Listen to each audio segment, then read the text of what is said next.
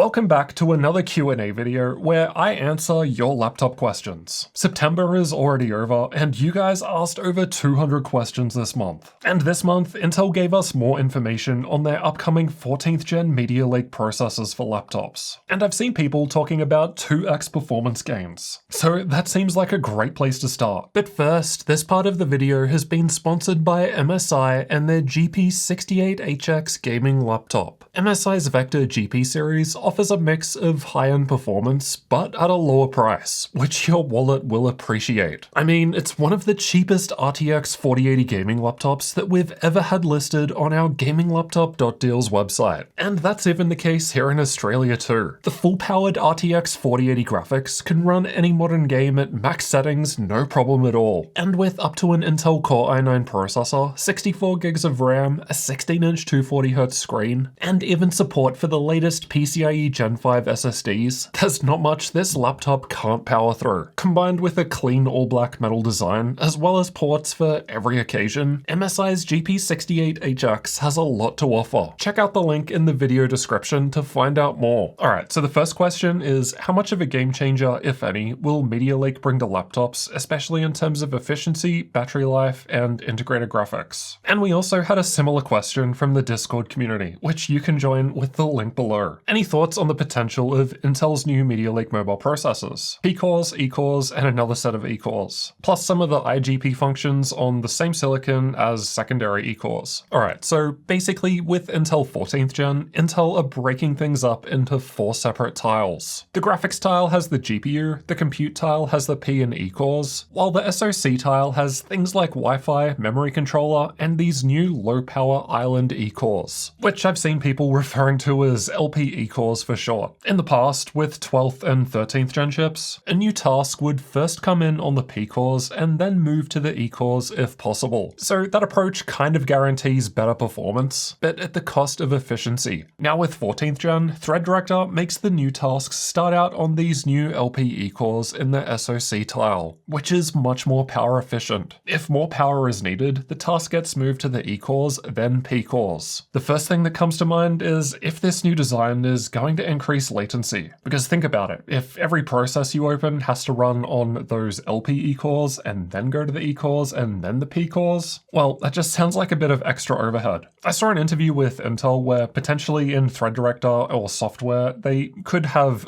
processes that are known to use a lot of resources, like, I don't know, video editing or something, just go straight to the P-cores. But yeah, it sounds like by default, everything is going to try and run as efficiently as possible. So starting off on the LP E-cores, then the E-cores, then the P-cores if needed. And that's just a much more power efficient design, because think about it, you can literally just shut off the tile that has the P and E-cores, and then just have the SoC tile with the LP E-cores running your low workloads. Now, the 2x performance claimed by some isn't the full story. Intel is saying that 14th gen offers twice the performance per watt, which isn't quite the same thing. It means that you can use half the amount of power to achieve the same performance, which is great. But at least from what I've heard from Intel so far, we shouldn't be expecting major performance improvements with 14th gen compared to 13th gen. Then again, at the same time, if 14th gen is more power efficient, in theory you could just jack up its power and you should get more performance. But of course, performance unfortunately does not scale perfectly, especially once you start getting to higher power levels. There's just diminishing returns once you add in more power. So the main focus with 14th gen seems to be around efficiency and battery life. That said, Intel did mention that the E-cores in 14th gen will have a 4 to 6% performance improvement clock for clock, which isn't nothing, but it's also nothing super amazing, and they didn't specify what the improvement was for the P-cores. So maybe a little performance improvement, but yeah, based on this information so far, it sounds like the priority is efficiency and battery life, which, look, is something I think Intel have been missing out on for years now. In most cases, they're pretty behind both AMD and Apple's ARM architecture when it comes to battery life. And we see that again and again in all of my laptop reviews. And based on these big battery life improvement claims, I'm kind of skeptical because I've heard it from Intel in the past. They launch a new CPU architecture and they say that it's so much more power efficient and battery life is going to be amazing. But that's just never turned out to be the case. But this new redesign does kind of make more logical sense, and I can see why it would lead to such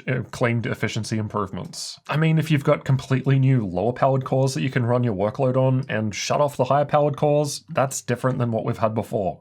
As for the integrated graphics, apparently that's a 2 times performance per watt increase too, and more performance too. Personally, I'm not too interested in integrated graphics, because I mean, this is a gaming laptop channel, we mostly care about good performance with discrete graphics. But hey, if integrated graphics can become a match for discrete graphics, that'd be very interesting. Especially if it means you can finally start getting better battery life running games on lower powered graphics. Because that isn't really the case at the moment. Tom's Hardware is saying that there's a potential for double the raw performance with the new Xe LPG graphics. So in theory, double FPS for iGPU gaming. But as for gaming with discrete graphics, I'm not expecting it to really change much between 13th gen and 14th gen. At least according to what Intel themselves are saying. Because I'm pretty sure if they did have big gains there, they would be talking about them non-stop. Anyway, Intel says that 14th gen will launch on December 14th. Because, you know, 14th gen, 14th.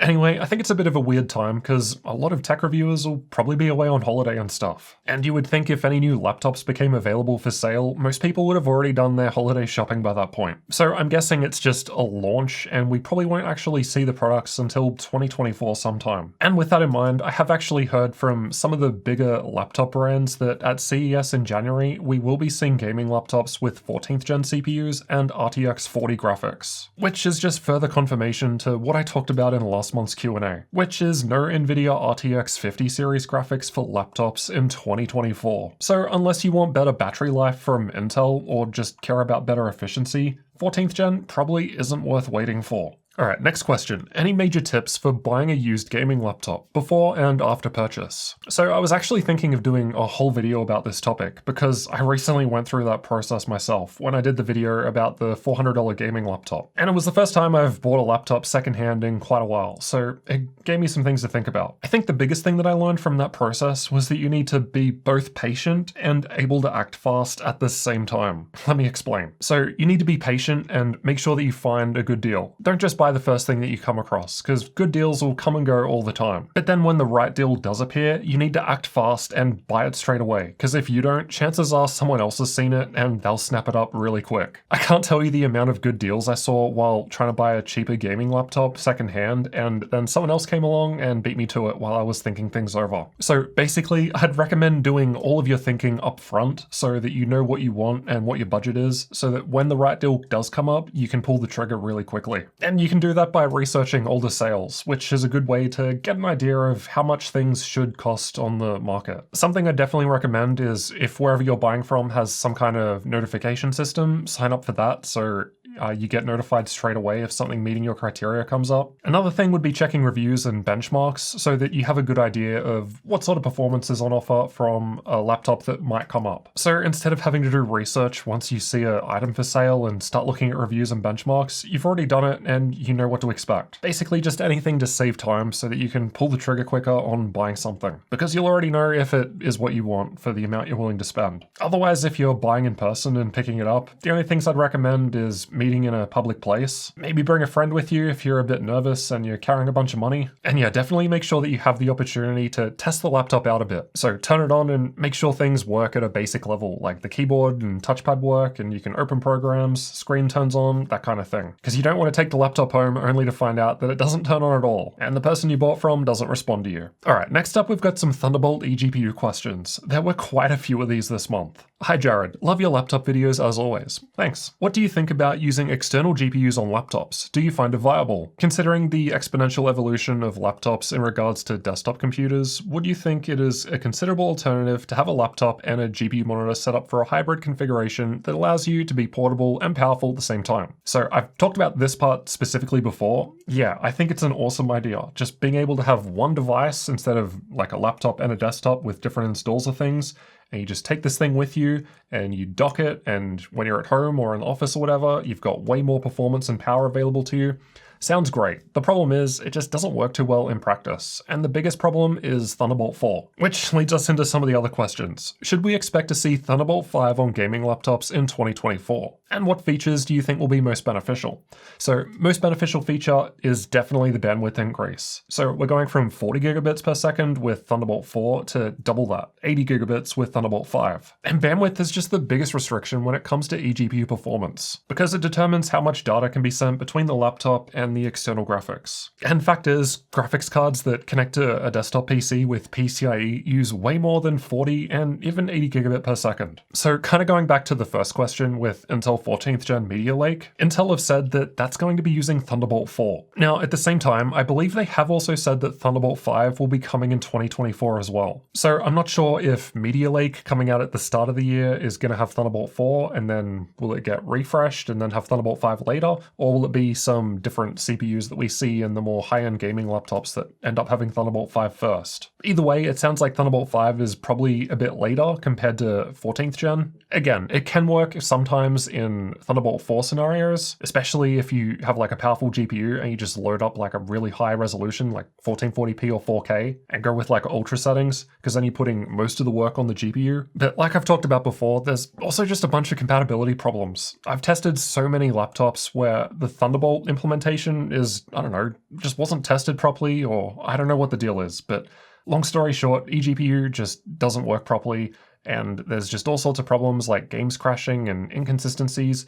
It's just a big headache at the moment. It's hard to say if that will actually improve with Thunderbolt 5. I mean, maybe if all the laptops implementing Thunderbolt 5 actually do the spec properly and the eGPU enclosures do the same. But yeah, the double bandwidth will definitely be a big improvement. But if double the bandwidth is the only improvement and we don't get better stability, then I think eGPU will still be a bit difficult to recommend. All right, we've got another question from our Discord community. While managing the GamingLaptop.deals website, insert shameless plug, has Team JT noticed any trends in laptop prices lately? Yeah, we have actually. So funnily enough, when you update a website pretty much every day and search for new deals, you know, you start to see when there are more deals and when there are less deals and whether pricing is good or bad. So generally speaking, in the second half of 2023, laptop prices have come down quite a bit. So I don't know if you remember, but towards the start of the year, RTX 40 laptops were super expensive. But that has definitely changed, and it seemed to kick off around back to school time in the US, which I think is like August or something. At least that's when we had lots of sales going up on the site. At the moment in late September, it has slowed down a bit and it's a bit stagnant, which is probably going to be the case until we start seeing more sales for Black Friday in November, possibly October leading up to that. But yeah, there have been some pretty good deals on RTX 4050, 4060, and 4070 laptops. I know a lot of people still complain about prices, but the fact is, with some good sales, again, on our GamingLaptop.deals website, many of the 40 and 50 and 70 class 40 series laptops have been lower priced compared to the 30 series last year, which I think is pretty good. Now, RTX 4080 and 4090, on the other hand, haven't really had as many sales. I think at the moment we've got a 4080 on the site for $1,900. Actually, we do. It's this MSI GP68. Yeah, 4090s, I think best case are like $2,400, which is a lot of money, but again, it's way less money than it was like 6 months ago. I think the deal site has also been around for about 12 months now. So yeah, definitely at the start of the year, everything really expensive. There were some sales kind of around mid-year, and then it seems like the most sales so far this year has happened in August with that back to school period. And based on last year, I would expect it to go crazy in October, November. And then next year, we get to do it all over again. All right, next up. Do you ever test laptops you review in the field? Public places, airplanes, etc. So my answer is kind of, but not really. Like, take the MSI Z17 for example. I used that for like the last year, and I've traveled with it to all sorts of places. I took it to Taiwan when I did Computex in July or June, or whenever that was. And then when I went to LTX in Canada, I took the MacBook Pro 14. And I've been using that for like the last 6 months. But I also don't have reviews on either of those laptops because they're not gaming models, and that's what we focus on this channel. Though, that said, I am currently working on a review of the MacBook. But yeah, the main problem with, I guess, real-world testing is just there's not enough time. So for the last few months, I think we've been doing a laptop review at least once a week. And even if we wanted to add more time, I don't know how valuable it would be. Like, I work from home, so what am I going to do? Just like travel around the city with the laptop so I can use it not at home to get the real world experience. I don't know, I don't think that really makes much sense. I guess it's possible that things could appear that don't appear during testing, but I think the current test suite that we've got, and everything we test in the reviews, covers pretty much everything. So yeah, I don't really see the need to intentionally go outside and touch grass just to simulate the real world. I guess this channel is more about doing lots of objective tests, so running all sorts of different benchmarks and reporting the results. Ultimately, I prefer to let the data do the talking than what I happen to think about a product. Alright, next question. What are your hopes towards high-end AMD mobile GPUs? So far, we only have the 7600M XT as their maxed out options, so something like the 7800M XT or 7700M to close the gap between Nvidia's 4070 and 4080. Yeah, if you asked me at the start of the year before AMD announced their new laptop lineup at CES in January, I would have expected a refresh to the popular 6800M, like a 7800M or something, but it just doesn't seem like that's going to be the case. I kind of get it from AMD's perspective, like they need to make things that people are actually going to buy. And the fact is that the lower to mid-range kind of area gets more sales than the higher end. And I mean, it also seems like AMD have had some sort of problems producing laptop GPUs and CPUs recently. Like there were multiple companies, especially Asus, at the start of the year that swapped either from Radeon graphics to Nvidia, like in the case of the Zephyrus G14, or from Ryzen CPU to Intel. And look, I kind of get it from Asus's perspective as well. They actually want to sell laptops, so if they can't get the chips from AMD, then, you know, what are they supposed to do? Paper launch an AMD product and then not sell it for 6 to 8 months? Or use hardware they can actually get and start selling these things? So yeah, it makes sense. I'm not saying it's ideal. Obviously, I would prefer there to be more competition for Nvidia, but it doesn't look like we're going to be getting higher-end AMD Radeon GPUs for laptops this year. I don't know, maybe they're saving it for next year, but based on what I just said, unless they resolve those problems, it wouldn't surprise me if they just stick to the lower to mid-range next year too. Entry-level gaming laptops haven't been getting big upgrades since 2020, in my opinion. The new RTX 2050 is the same as GTX 1650, and the RTX 3050 Mobile doesn't even give the performance of desktop one. There aren't as many AMD-powered laptops in this segment either. What do you think about it? So yeah, as I just mentioned, not a whole lot of AMD options out there. As for 2050 performing the same as the 1650, that wasn't my experience at all. I actually did a whole video comparing the 2050 and 3050 in, I think it was 25 games, and on average, over all those 25 games, they were about the same. And the 2050 and 3050 are definitely a decent step up compared to the 1650. Plus you get features like DLSS, which is pretty good. Now, 3050 desktop is ahead of the laptop, but I mean, that's nothing new. Desktop GPUs have pretty much always been ahead of laptop variants. I guess to be fair, at the lower end, that hasn't typically been the case. So if I recall correctly, I think GTX 1060 laptop and desktop were very close. And actually with RTX 4050 laptop and desktop this year, those were very close too, because it was basically the same GPU and same power limits as well. But yeah, there was a little more gap between 3050, though I don't think it was that big still. But I did do a whole video comparing laptop and desktop if you really want to get specific. But yeah, I think you're right. There isn't really a performance improvement at the low end, at least not for the last year or two. And I mean, that's partially because Nvidia kept the RTX 3050 around. So although we got 4050 and 4060 and all of that with 40 series this year, the 3050 got a little refresh and went from 4 to 6 gigs of VRAM. Now, although the performance isn't too different between older and newer 3050s, and 3050 has been at the bottom for a few years now, the performance per dollar has been getting better. 3050 laptops used to be a fair bit of money, and has been quite a few good sales, at least in the last few months. So yeah, I suppose it would be nice to have more performance at the lower end, because if the lower end stays the same performance for multiple generations, then good luck playing newer games. But at the same time, at least it seems like the lower end is getting a bit cheaper. Like GTX 1650 laptops used to be around $600 best you would ever find. I mean, there still are some for that price, but obviously they're a bit of a ripoff. While 3050 should be quite easy to get for $500 to $600, and I've actually seen one on sale for $400. So yeah, it sucks that we're not getting more performance at the lower end, but we are getting better performance per dollar, so better value. Alright, another question from the Discord community. Again, you can support the channel and ask your questions in Discord with the link below the video. I mean, just to be transparent, I'm not answering every single question in Discord, but it definitely is the majority of them, especially considering there were 200 questions on YouTube. So I definitely do give priority to the Discord questions. Alright, of the more recent crop of games, which has been your favorite? And which one has the most amount of hours played? and how many hours is it? Alright, so this feels like the obvious answer, but most hours played so far this year is Starfield. And at the moment, I think I'm at 87 hours or so. I won't spoil it, but I kind of got to a part in the game. How to say this without giving it away? Let's just say it kind of makes you feel like, what did we go through all this for? And makes you reevaluate if you want to keep going. And yeah, that was pretty fun. I like space stuff.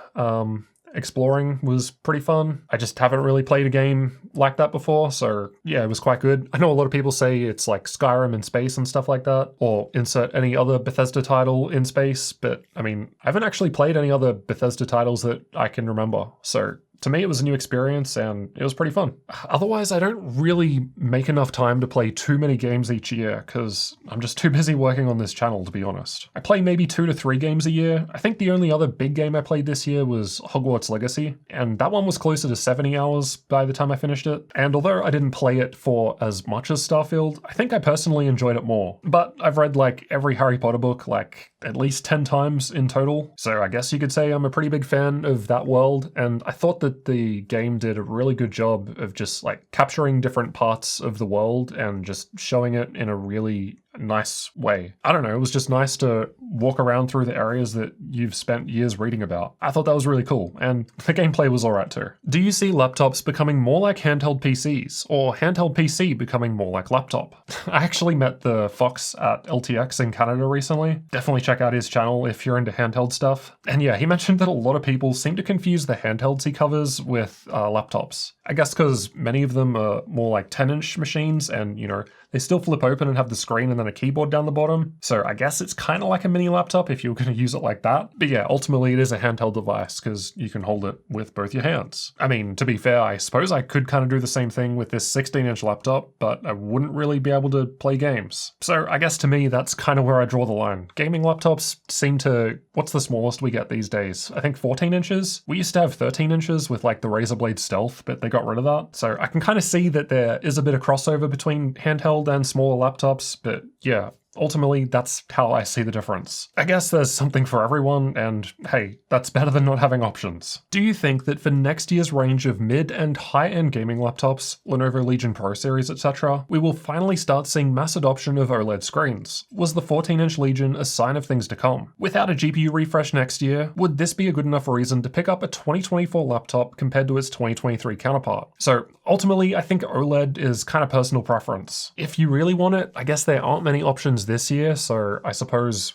you know, we're 3/4 through the year. Can't really hurt to wait that much more, but it depends how much you really want that OLED, I guess. Because yeah, based on what we talked about earlier in this video, it doesn't really seem like we're going to get a big uplift in CPU and GPU performance in gaming laptops in 2024. So maybe other factors will sway you towards a new laptop next year instead of this year. As for if we're going to get more OLED screens though, I honestly can't say. So the main problem is that basically almost every gaming laptop this year moved from 16:9 to 16:10. So basically, instead of the 16:9 rectangle, we get more pixels vertically compared to before. Like this 16-inch screen here is 16:10. It's just everywhere now. And it is kind of nice because, you know, more space is better, especially in the cases where the laptops get rid of the bottom chin and instead you just have screen. But yeah, I guess all the screen manufacturing companies that make the OLED screens didn't get the memo about 16:10 or something, because we're just really limited in 16:10 OLED screens. So as long as 16:10 stays around in 2024, unless we start getting those OLED panels for it, we're probably not going to see it. Now, that said, given 16:10 has been everywhere in 2023, you'd think that these screen manufacturers probably would have realized by now, and they've had a whole year to kind of ramp up OLED production. So it would be nice, and I mean, I can't imagine there would be less OLED screens next year than this year. Not that there were many this year, but yeah, at the same time, it's hard to say if they're going to be widespread, common, super popular. I don't know about that. I hope so, at least as an option. That would be nice. But yeah, unfortunately, I can't predict if there's just going to be an abundance of OLED and whether or not it's worth waiting. Another Discord question. If you had to buy a laptop, not getting one from a vendor, which would you get? Laptop being your only PC. So for me personally, probably just the MacBook Air, which I actually have sitting off camera just over there. So I guess I've already bought it and made my choice. All right, but realistically, I bought the MacBook Air because it doesn't have fan fans, and it sits right underneath the microphone that I do all of the voiceover recordings into, so I wanted something that wasn't going to make any noise ever, and it's done a really good job at that for the last, I don't know, 1 or 2 years that I've had it, and it's also exceptionally light and portable. So anytime I travel, if I don't need to do video editing, I will just take the MacBook Air, because I just got sick of having big laptops on my back. These days, I just want my backpack to feel like it doesn't have a laptop in there, and the MacBook Air just does that very well. If we're talking gaming specifically, then I'd probably be leaning towards Lenovo Legion 5 Pro, but I think I would be looking at getting the smaller power brick, because I think that had the 300 watt, so I'd probably look at the 230 watt or whatever it is. But yeah, that's just a solid mid-range choice. Doesn't really have fancy bells and whistles, and I think there have actually been some really good sales on them lately. Again, you can check out our GamingLaptop.deals website for that. But yeah, it's just a good mixture of still mostly portable, while also offering good performance. Granted, with how efficient RTX 40 series is at lower power levels, and even Zen 4 8-core CPUs, you could probably definitely get a 14-inch or even a really thin 15-inch. Probably wouldn't be a gaming model that would basically achieve everything I need, but I haven't really looked into any of that, because, as I've said before, we only cover gaming laptops here now, so I don't really know of any other models that come to mind. But yeah, from the gaming laptop side, probably the Legion Pro 5. But otherwise, just casual use and travel, MacBook Air. If Apple can have a mini LED display with over 2,500 zones and 120Hz, what is stopping other manufacturers implementing such a display? So basically, why aren't gaming laptop displays competing with Apple? So I actually just tested the screen on my MacBook Pro 14 a couple of days ago. Again, for that upcoming review that I mentioned earlier. And although it is 120Hz, the response time was still measured at like 21 milliseconds or something. And just for brief comparison, I've had 60Hz screens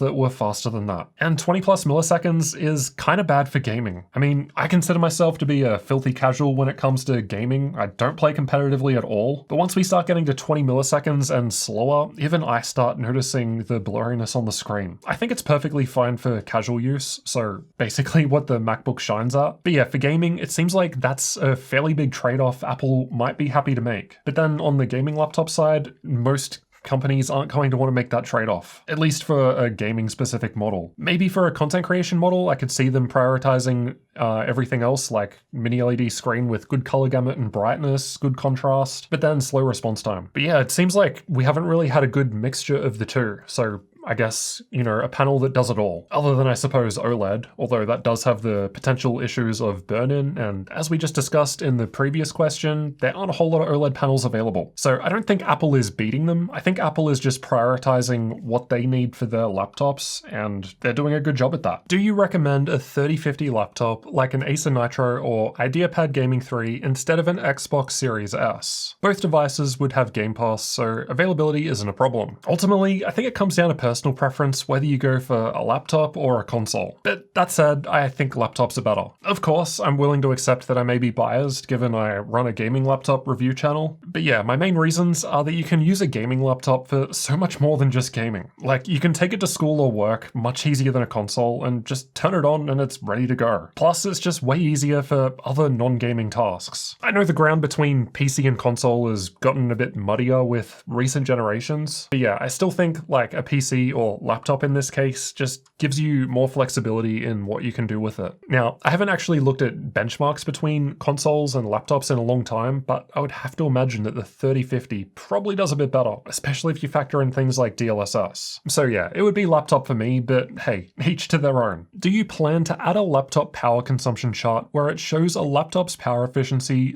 / performance per watt in certain games and applications? So this is one of the most upvoted comments, and it is something I've considered in the past and been thinking about for a while, but it's probably not something that I'm going to add. Basically, I just don't know how useful it would really be. Like, just take this for example. At the moment, I'm working on a CPU comparison between the 13700H and 7840HS, so Intel versus AMD mid-range. Now, both of those laptops are Lenovo's Legion Slim 5, and I went out and bought both of them with my own money. Both of them have RTX 4060 graphics, but guess what? In the exact same workload, one of them runs the 4060 at 100 watts and the other at 93 watts. And the limit in both cases is NVIDIA's voltage limit. Thermals are completely fine, so best I can guess is there's just a silicon lottery difference that changes this. And I mean, I've tested lots of RTX 40 series laptops this year. This isn't the first time where I've seen slightly different power levels on 4060s and 4070s. So with that in mind, if there is this difference that exists,